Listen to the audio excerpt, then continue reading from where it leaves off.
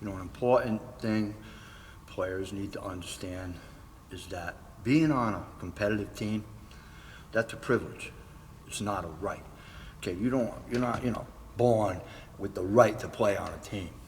It's a privilege to play on that team. And if you're going to play on that team, you need to conform to the rules. Every rule applies to everybody. I don't care how good you are or how good you think you are.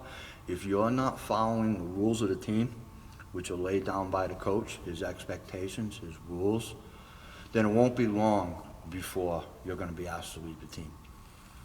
It's really that simple. You can't have rules for one person and then rules for everybody else.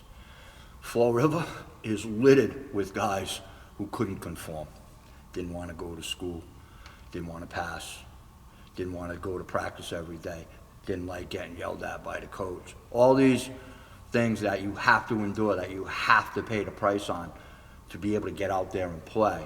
They weren't willing to do all these things. And if you're not willing to do all these things, then you're not going to be able to play.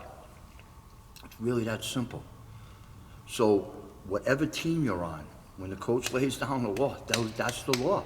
And if you're going to test them, which guys have tested me, then you're going to get suspended.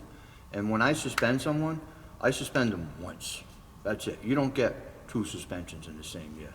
You get 1, and then if you break another rule or you're showing disrespect to the team, you're gone.